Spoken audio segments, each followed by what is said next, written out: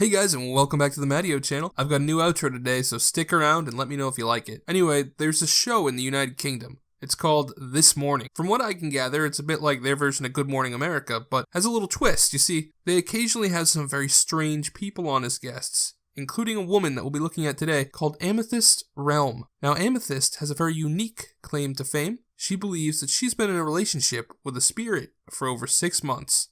That's right, a ghost. Hey guys, if you enjoyed this video, please like and subscribe, ding that notification bell, it really helps me out. Now let's get back to the video. Now I don't know about you guys, but I won't go on a date with someone unless I get to know a little bit about them. You know, like their name, their hobbies, if they own any pets. Stuff that might give away if there's some kind of axe murderer, you know? I mean, I'm sorry Susan, but I really don't think it'd work out between us. You like taxidermy, and I like keeping my skin on my body, right? But I mean, it seems very much like our friend Amethyst didn't do her research before going out with this entity. This person, this presence, can you tell us anything about him, her, it? I refer to it as him because that's easier. Yeah. It's very ancient, very wise, very kind. Has been on the planet before? I would say for a very long time. Doesn't seem like she actually knows that much about her lover. I mean, she calls it a he because that's easier. Quote, that kind of sounds like it might not actually be a he, or that she doesn't know. I mean, I'd imagine if it was a ghost, it'd have to have been a guy or a girl while it was alive. So does her uncertainty mean that ghosts are gender neutral? Does she not know? Is she not unable to tell? Or is it possible that it's a transgender ghost? That's pretty weird, right? Well, it gets weirder. The only description she can give of her lover is that he's very ancient and very wise, which sounds lovely, very, very regal. But, doesn't seem like she looked for those red flags I was talking about. I mean, she probably need to alter the questions just a little bit, since she doesn't even know his name, let alone his hobbies, but she could be dating a 3rd century model train enthusiast as far as we know. That's way worse than a taxidermist. Yeah. Yeah. So when did you first encounter this presence? When I was over in Australia and I was taking a walk out in the bush and just suddenly it approached me. And is this something you can see or just something you No, feel? something you feel. So, yeah, just like an emotional, sort of physical presence. Why was this one different? Because you've had these kind of encounters before, as Eamon said, you're a medium. So why was this so personal? Why was the feeling different for you? Because I fell in love with it, I guess. It's for one. So let's imagine this. Our friend Amethyst is taking a walk through the scorpion, spider, and snake-infested Australian outback, presumably alone, and a ghost comes up to her. Maybe it doesn't, she couldn't see it, so maybe she walked into him and then immediately fell in love with it. Just imagine that you're dead, right? Like, not only are you dead, but you're stuck hunting the kangaroos in the Australian outback because you tried to imitate Steve Irwin, but it didn't go too well. And this lady just stumbles along right into you. Would have knocked you over if you were still alive. But then, instead of apologizing, she starts blathering on about how she's in love with you. I'd imagine you'd be pretty confused, right? Like, not only did a woman find you in the expanse of the outback, but she's also psychically sensitive enough to know that you're there. I mean, what are the odds of that? So you go along with it. But after a little while, she stops talking to you because she thinks that you guys can only communicate on an emotional level. So tell me, when you and he talk, what do you talk about? It's really difficult to explain in terms of normal, like, earthbound relationships. It's a bit deeper than that. We don't have a need for conversation. It's more just, like, about emotion and feeling and connection.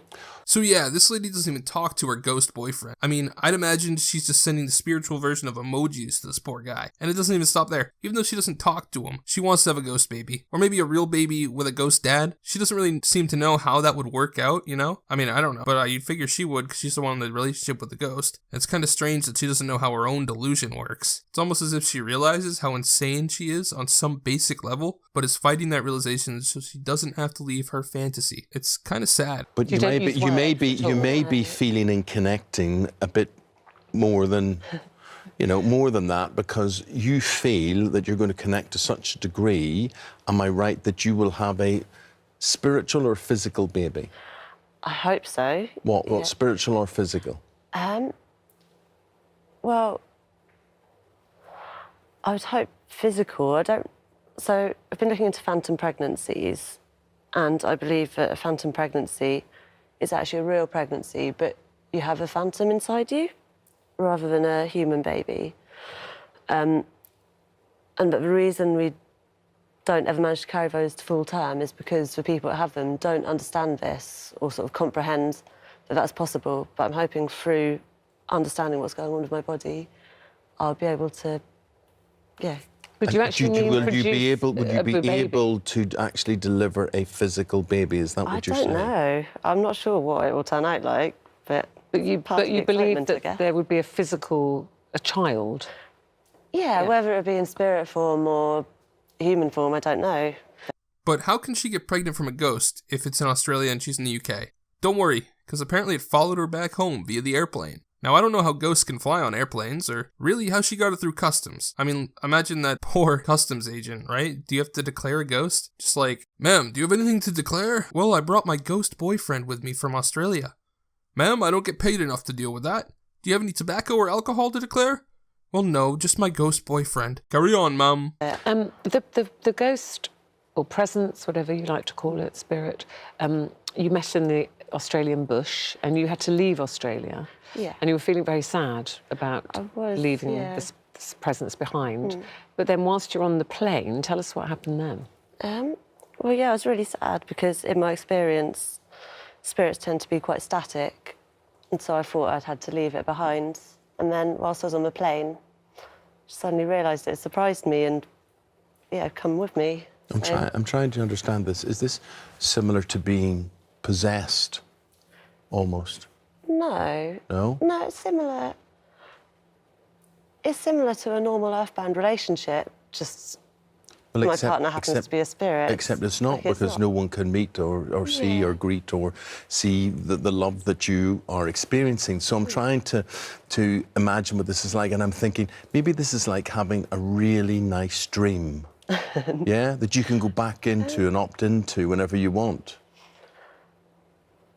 No, I'd say it's definitely real. I'm definitely awake. You're definitely awake. So when you say you're definitely awake, so you're awake, what are you feeling? Are you being touched? Are you being held? Are you being kissed? Or is it just conversation? Sometimes, yeah. And it's just like a normal relationship. So you get excited, you get turned on by this relationship? Sometimes, yeah. Yeah? Yeah. Well, you did say that actually on the flight back from Australia, you did actually go into the loo and do what some people do. Member of a Mile High Club, yeah.